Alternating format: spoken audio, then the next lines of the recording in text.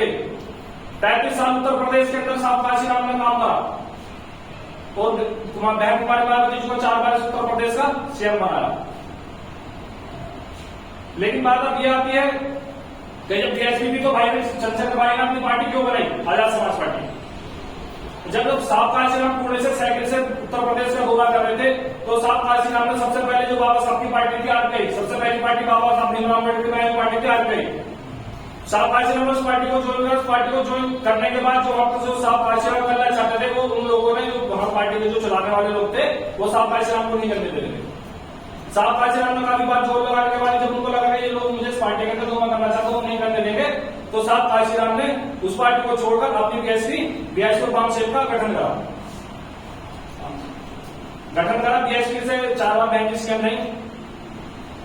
यही काम जब चंद्रशेखर भाई ने सहारनपुर के अंदर संघर्ष करके दलित और मुस्लिमों की बहन की लड़ाई लड़ी, काफी जगह पर सारी चीजें हुई। जब चंद्रशेखर भाई को जो काम करना चाह रहे थे वो नहीं हो रहा था, बहन जी को बड़े बड़े चैनल के माध्यम से बहन जी से कई बार चंद्रशेखर भाई ने कहा मैं तो कई बार मिलने की कोशिश करी, मुझे तो नहीं बहन जी बात करने को दिखा रहे, आप लोग बात करा दो। आज तक का बात बड़े बड़े चैनलों को कहा था, काफी मुझे एंकरों ने भी कहा था भाई होनी चाहिए बात, तो चंद्रशेखर भाई ने कहा कि भाई आप मेरी बात करा दो।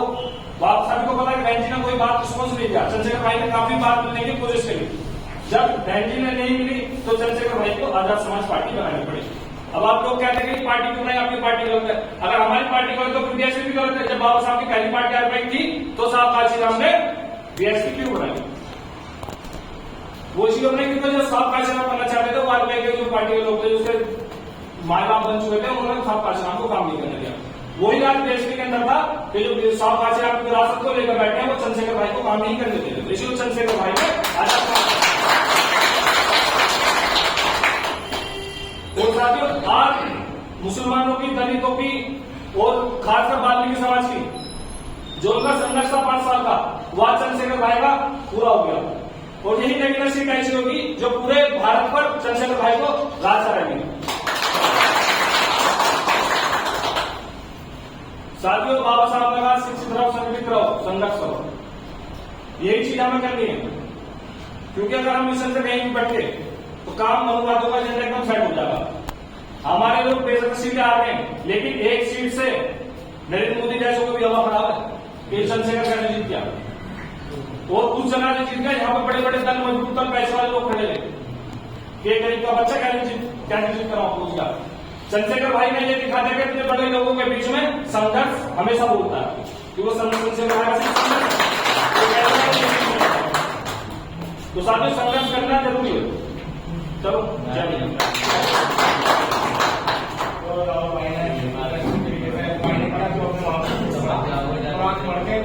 लोगों को एक बात बताई तो इसीलिए हमें भी अपनी जानकारी अपने महापुरुषों के बारे में जानना होगा। तो इन समाज में इस बात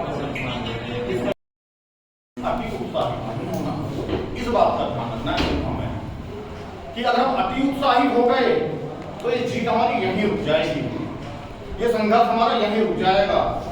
और चंद्रशेखर भाई पिछले 10 सालों से संघर्ष कर रहे हैं, वो रुके नहीं है। तो हमें उस संघर्ष को रोकना नहीं है। कब तक नहीं रोकना?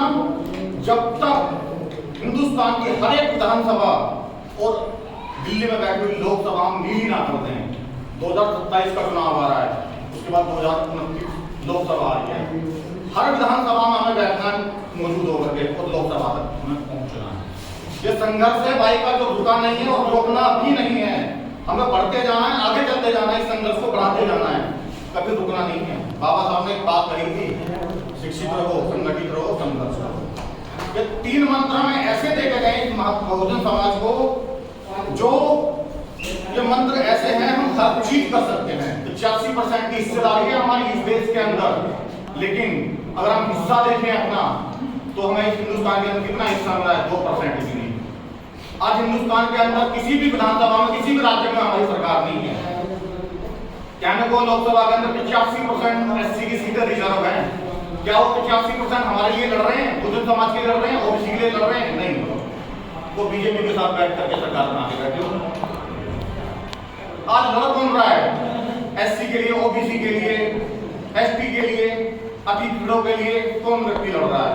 सिर्फ एक चंद्रशेखर भाई दिख रहे हैं हमें, जो संघर्ष कर रहे हैं, हर जगह पहुंच रहे हैं। कन्याकुमारी से लेकर जम्मू कश्मीर तक भाग रहा है एक व्यक्ति। सोचो उस व्यक्ति में कितना संघर्ष किया हुआ उस व्यक्ति ने, जो इतनी कम उम्र में, मेरे से 3 साल छोटे हैं उम्र में वो। मैं 40 साल का हो रहा हूँ, भाई चंद्रशेखर आजाद मात्र 36 साल की एज के। उस 36 साल की उम्र में उस व्यक्ति ने देखो क्या होता प्राप्त किया है, कितना संघर्ष किया हुआ उस व्यक्ति ने, जो आज लोकसभा में 1.5 लाख करोड़ से जीत करके पहुंचा है। तो साथियों, हमें उनका मनोबल तोड़ना नहीं है और बढ़ाना है। हर बूथ को मजबूत करना है, हर सेक्टर को मजबूत करना है, हर विधानसभा मजबूत करनी है और हर राज्य के अंदर चंद्रशेखर भाई जैसे व्यक्ति को बैठा करके उनके नेतृत्व में सरकार बनानी है हर राज्य में। 2029 का चुनाव आएगा, चंद्रशेखर भाई को प्रधानमंत्री बनाने का प्रण लेना है हम सबको। 2029 में चंद्रशेखर भाई को संसद में बैठा करके वहां पर तो प्रधानमंत्री की कुर्सी लेकर के जाना है, प्रधानमंत्री बनाना है। साथियों, मैं ज्यादा लंबी बात नहीं कहूंगा, इस संघर्ष को जारी रखना है, संघर्ष रुकना नहीं चाहिए। भाई चंद्रशेखर ने जो मेहनत करी उस मेहनत को आगे बढ़ाना है, जी जान से हमें चंद्रशेखर भाई के साथ रहना, उनके हाथों को मजबूत करना है। इसी के साथ मैं अपनी वाणी को विराम दूंगा।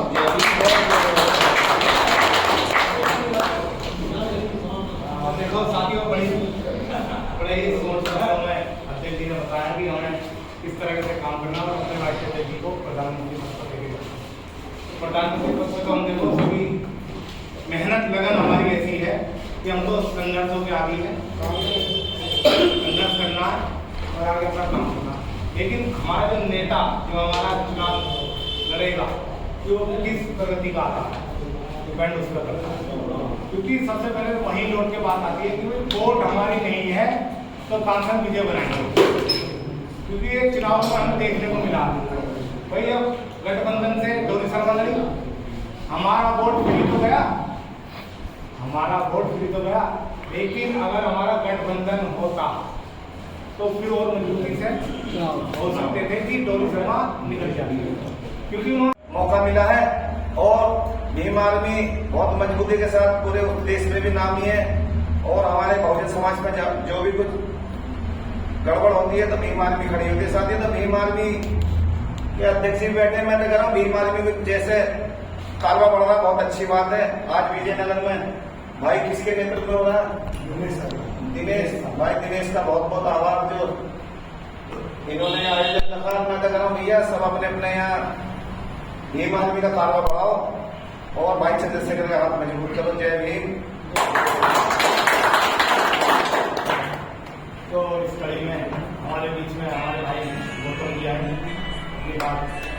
जय भीम सभी साथियों को और सभी संतों ऋषियों को जो हमारे समाज में जन्मे हैं उनको सारे पहले नमन करते हुए मैं अपनी बात करना चाहूँ तो 1 मिनट के लिए।